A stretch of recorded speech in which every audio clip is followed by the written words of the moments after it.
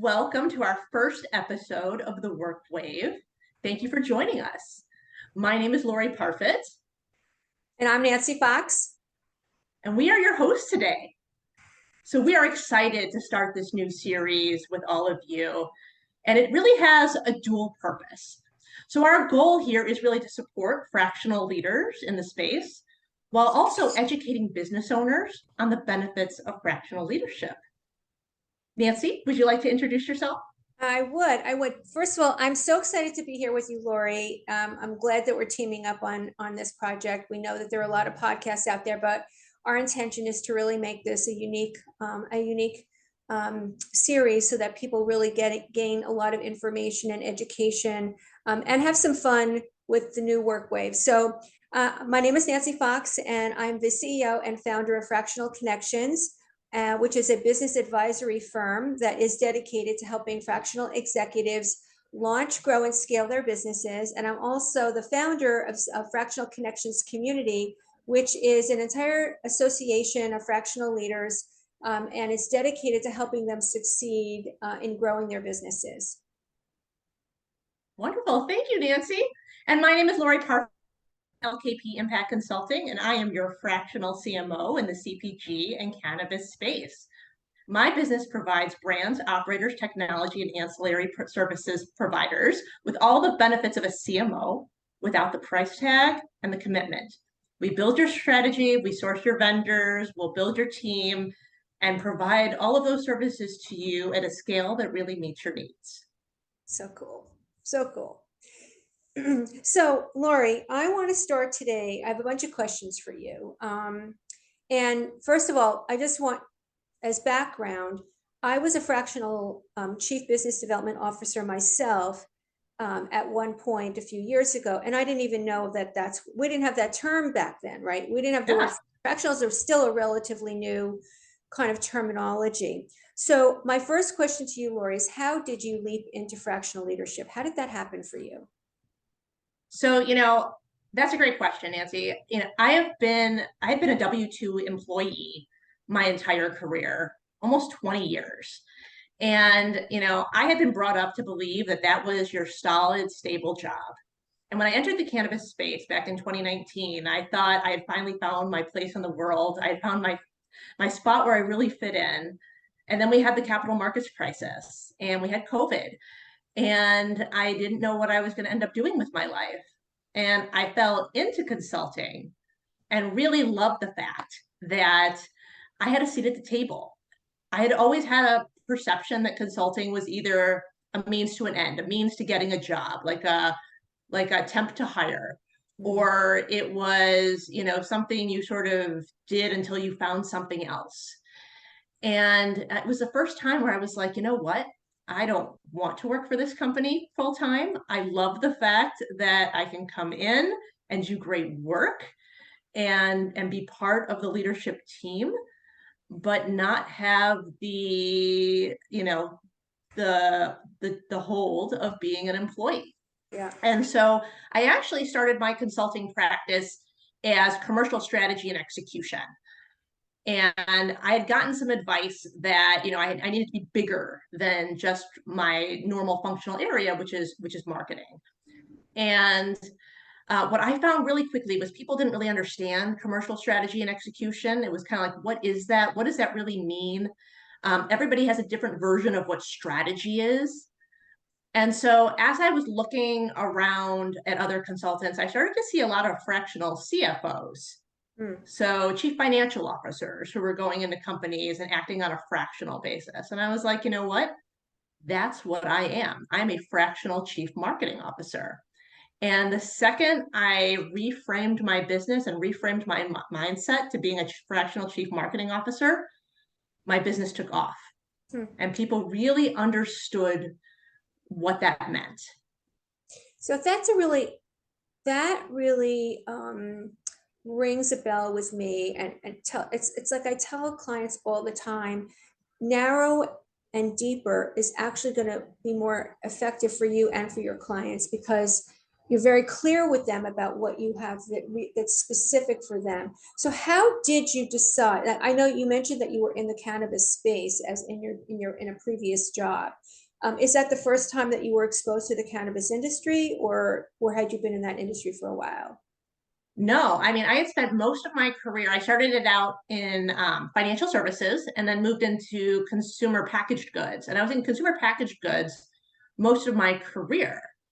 And cannabis was kind of the next consumer packaged goods category. I had done about a couple years with Beam Suntory Mhm. back probably 10, 12 years ago. And what I loved about Beam was it was a regulated space. And so that's the spirits industry. And I really liked the dynamics of that kind of space. And so when cannabis came up, I found it to be really exciting and interesting. And what was amazing for me is when I got in, I'd always been, your traditional CPG person. It's all about the P&L. Mhm. It's all business. And in every industry, I always hear, it's not personal, it's just business. But in the cannabis industry, everything is personal. Mm. Why is that? What do you mean by that when you say that? You're dealing with people's health and wellness, with their medical care. You're dealing with mental health. You're dealing with a highly stigmatized category that people really struggle with in so many ways. And even when I started with the multi-state operator that I had the honor of working for, I realized very quickly that, the marketing dynamics in cannabis are really different than they are in CPG. In CPG, I worked for a pasta sauce company. I could put a billboard anywhere. I could go on TV. I could go on the Right, radio. There were no right. limitations for me because pasta sauce is legal in every state of the union. In cannabis, it's not federally legal. And it's all done on a state by state, jurisdiction by jurisdiction basis. So you really have to understand the nuances of what you're doing. And a lot of your advertising really can't be about selling the product. And so rather than focus on, events we were doing or selling the product or trying to promote brands, I really focus on cultivating community Mm. and trying to Interesting. build that community and destigmatize the industry, because it was really sad to me as I sat in my dispensaries and heard people not want to give out their email addresses because they were afraid their spouse would find out they were there or their friends would find out they were there. And to me, nobody should be embarrassed about taking care of themselves. And so Wow, for that's so interesting. That is such an interesting arena to be playing in, it real from a marketing viewpoint. So I'm curious, Laurie, when a business owner in the cannabis space um, recognize what are the pain points that pop to the surface that would compel a business owner to reach out to somebody like you, a fractional executive? And do they know about that there's even this thing called fractional marketing? Do they know? How do they find you, and what prompts them to reach out? What are the things? so What are those specifics? Great question. So when I first started in this space, as I was researching becoming a fractional chief marketing officer, one of the things I realized is that in my home industry of CPG or in pharma or in auto, the average tenure of a CMO is 18 months. Yeah, yeah, In it's very cannabis, short. it's 6. Oh my And gosh. so every 6 months, the marketing team at a cannabis operator generally turns over. Now, it might be getting a little better now, but I don't think significantly so. And what I realized is that churn really costs operators a lot of money. And when you think about the cannabis space, first and foremost, it's really about getting your operations up and running. And the thought is that if you can't get your operations up and running, you can't grow your plants, you can't manufacture, you can't open your dispensaries, all the marketing in the world isn't going to solve that problem. Mm. And that's true. But pushing marketing off onto the side will hurt your business later and not make you sustainable in terms of your growth. And so what I found was a lot of operators felt like they had to hire, these big salaries with bonus, with equity, with already negotiated severance packages. And then once you hire that CMO, which is different than hiring like a CFO, that CMO has to spend money. because in order to do digital marketing, you have to buy digital ads. In order to do social, you have to have a content strategist, and you have to maybe in some cases in other industries do paid social. You have to, for PR, you have to pay for press releases, you have to pay for media content. There's all these things that marketers really do have to spend money on. And even the scrappiest of marketers, which I consider myself to be one, we still have to spend money. So you have a big salary and benefits package. Then you have this budget that the marketer needs in order to be successful. And then generally speaking, they also have to build a couple team members in. And so your commitment to marketing ends up becoming exorbitant for a business leader. And the other issue behind it is that the reason 18 months is the tenure of a CMO is because it takes about 18 months to build a brand. And so even when I built my brand, it took 18 months, and I live and breathe in my body every single day. And the second a marketer starts getting traction, the company's already gotten annoyed with the fact that things haven't happened quickly enough. And that's why you see the turnover.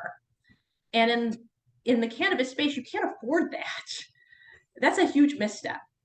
And so what I find are the main pain points for cannabis operators and why they choose fractional leaders is we meet them at the size and scale that they need.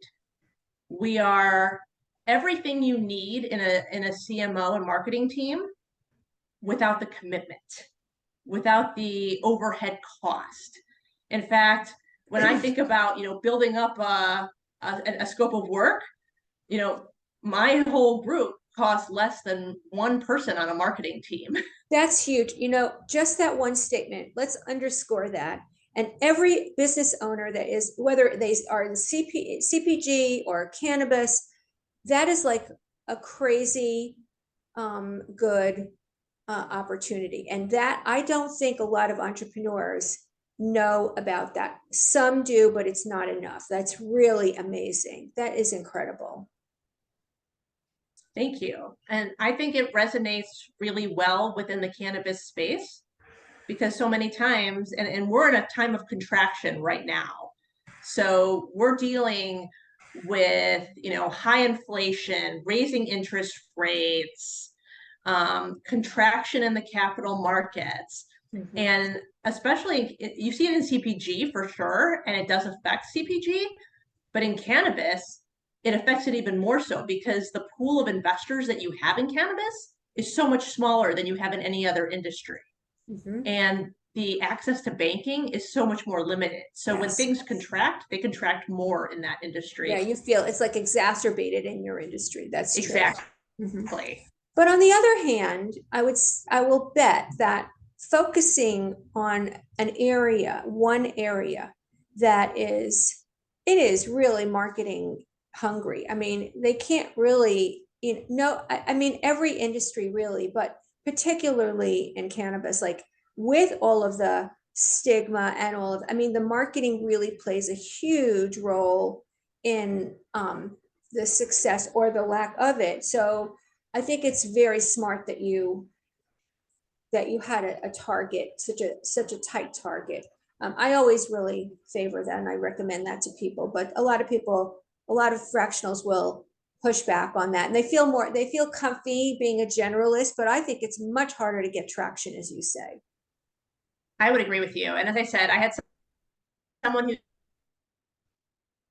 suggested that I be much more broad because I do have a background in other functional areas. But an executive coach who lives down the street from me was like, absolutely not. People will get confused by that. They'll be like, how can you do all of those different things? Exactly. I totally agree. Right. You can't possibly be that deep in all of those areas. It's also from a marketing viewpoint, it's so much harder to market to multiple areas as well. I mean, think about it. You don't stand out to people. You don't have a point of view. It's too broad, and they don't see themselves I think human nature is such that we tend to gravitate to people that we relate to and understand. So I think it's Mhm. really wonderful. You've been a great example of, when we got to know each other, which was a really good story in and of itself, I watched, how you started to really you just build your business and get traction and get visibility and get known, and like you're everywhere in every conference, and it's really helped build it's taken you much shorter to go from launch to scale up than most fractionals, and that's a really good thing. So kudos my friend. Well, thank you so much. Well, Nancy, I'd like to turn the tables on you a little bit and ask you a couple questions. So Shoot. you're in this fractional space. You have this whole functions. So can you give us some examples of what kind of fractional leaders you've seen emerge recently? So, it's interesting that you're asking that because for many, many years, from I'd be observing in my clients over the years, I would see fractional CFOs, and that would be somewhat, it would be not uncommon to see a fractional CFO. I've seen fractional CTOs, technology people. But what's emerging now is really a whole spectrum of talent. So we're seeing fractional CSOs, fractional sales officers, fractional revenue officers, fractional COOs, operations, fractional HR, human resources, fractional chief learning officers, Mhm. fractional chief information officers and compliance officers, and another one is fractional CEOs. Now, the fractional CEO is a really interesting one. It's like, now this used to be a really bad word, but I don't think it's a bad word anymore. These are really consigliaries to the CEOs, so the small to medium-sized business owners. A consigliere used to mean, an advisor to a mafia boss. No, a consigliere today, or chief fractional CEO, is somebody who actually is an advisor to a CEO, a growing CEO of a business, in a lot of different ways. Is really somebody who's their objective advisor and really support system to help them see the entire organization in a more objective way and to give input and to really sort of take some of the load off of the CEO, because it's a lonely place at the top. A CEO, it's a lonely place. And even though they have, people in their company they can speak with, and they might have friends, and it's different when you have an objective, highly professional, highly experienced executive to come in and collaborate with you and partner with you in that leadership role in that very specific way. So I think that's another emerging fractional role. I think that's really interesting because that's one I have seen less of. And the other one that you brought up that I'd love for you to define is the fractional chief revenue officer, because that to me is a new position in general that I've started to see across industries. Can you define that a little bit? Yeah, so the chief revenue officer has everything to do, it's sort of a bridge area. It has to do with sales, and it has to do with operational, how operations and sales interact with each other. And finance. It's like that triangle, and they are there to work on helping bring those areas together to accelerate everything that brings revenue in the door. And very often these become silos in companies, especially as a company is growing, but the revenue officer observes it from a bigger view. And that's the other piece of fractional leadership, that these are not task doers. These are leaders who are really helping that come into a company as if they're part of the team. They're not consultants coming in and giving advice and giving assessments and then leaving and having no accountability. Fractional leaders like you are actually accountable and are not just task doers or executors of strategy. You're establishing strategy, and you're making sure that people within the company are producing results, and you're accountable. You're part of the team. So I think it's a really important distinction that we're seeing today. We've never seen this before. We might have seen freelancers come into a company, for, lower tier roles, on an hourly basis. We have never seen this level of leadership come in on an accountability basis and really help companies produce results as they are looking to grow and scale up. I think those are really great points. I mean, years ago, we never saw a fractional leader. We would see maybe a consultant. We might see a contract CEO, but they were dedicated. We never really saw fractional leadership. And so,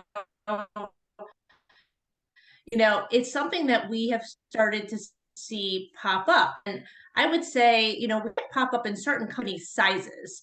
But, when you think about fractional leadership, what type of companies do you really think can benefit the most from it? So right now, up until now, what we've been seeing have been businesses that are somewhere between 2 million, 5 million, 100 and 100 million, where they're too small. They're not ready to bring in a full-time, or don't want to bring in a full-time executive at the very high tickets with packages. And also there's a whole, search process that goes into it. And because once you hire a full-time executive, you're now bringing them in for an extent for life, right? And so this now gives you, as you say, on demand. It's as needed.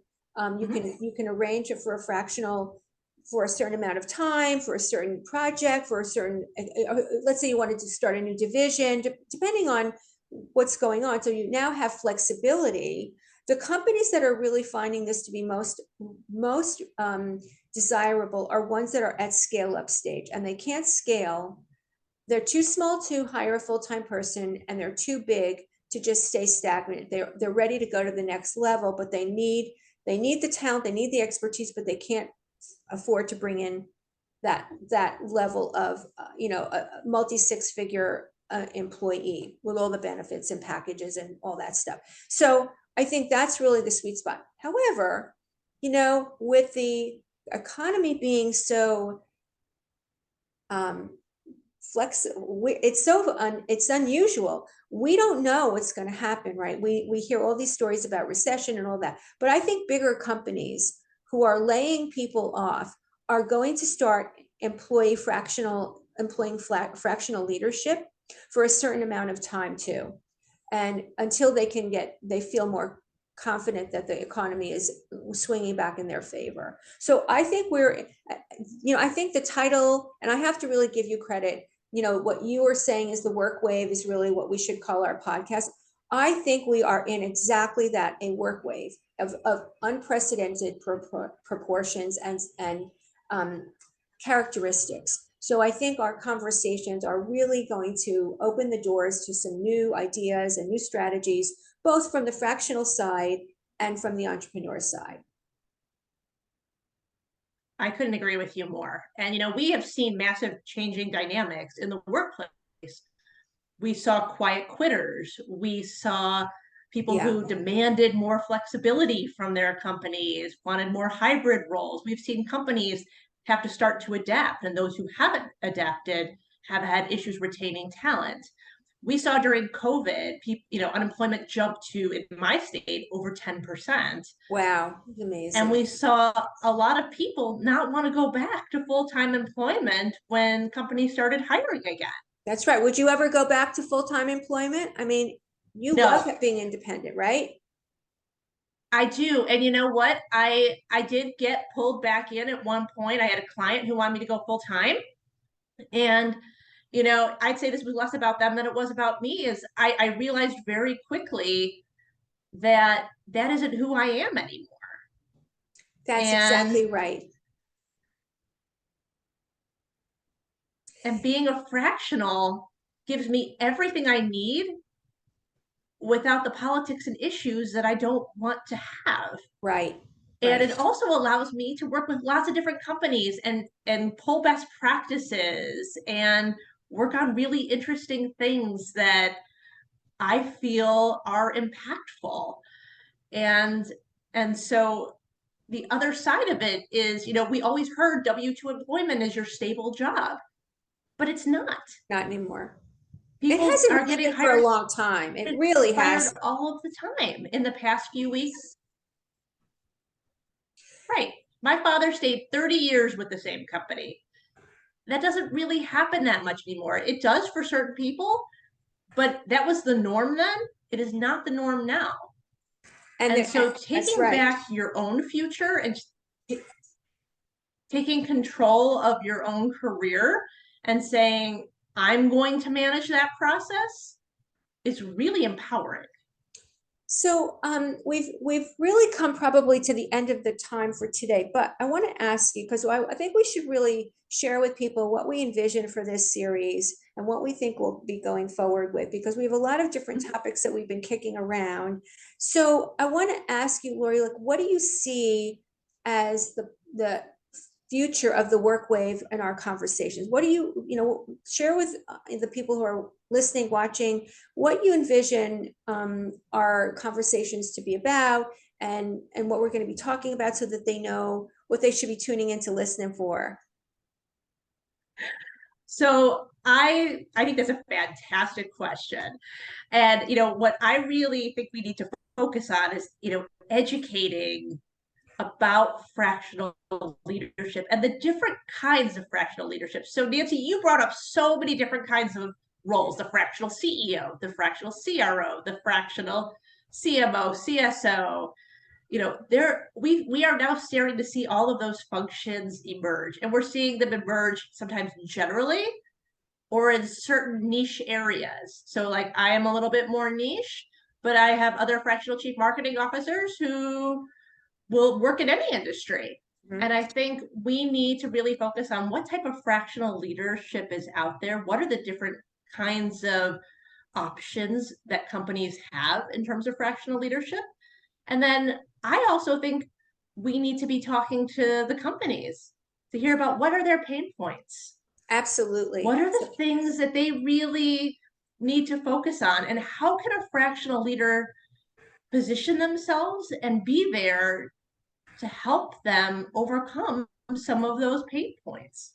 I think that's really important. I think that we think that business owners know all of the different opportunities they have with fractional leadership and executives, and they don't. So I think this is going to be a great opportunity for us to educate both sides of the equation, both on the fractional executive side and on the entrepreneurial side. I know in Fractional Connections community, we interview an entrepreneur who has hired or wants to hire a fractional once every month. And we share those interviews with members so that they can hear from the client side what they're thinking, what their perspective is, what their challenges are, what their questions are, what their frustrations are, and all of that. But I think we should, I'd love to see us do more of that too.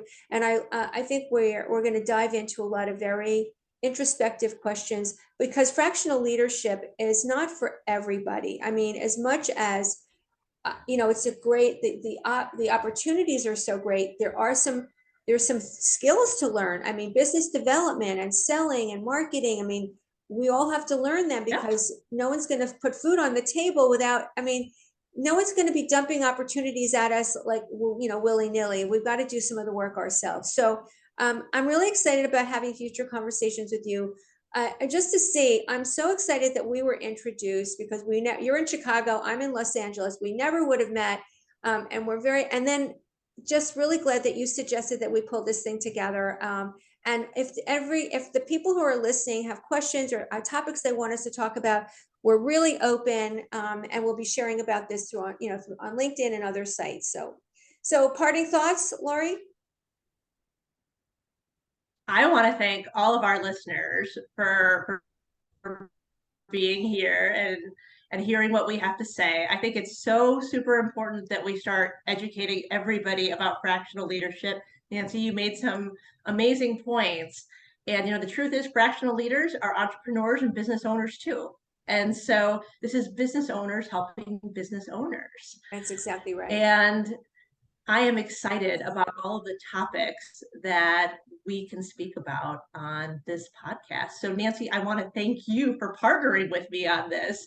I also am so glad that we were introduced by a mutual friend and it has grown into such a great opportunity. So, thank you. I love learning from you. I love watching your energy. I just want you to know, Laurie, I watch your posts on LinkedIn and all of the activities and networking that you do, and I learn from you. And I know that, you know, this is something that we're just beginning. This was really your brainchild, and I just want to thank you for inviting me in. But this is just the start. So yeah, thank you all, everybody, for listening, watching. Please feedback to us. We want your ideas and your suggestions. And we'll be posting about when we're going to have our next episode. So thanks again.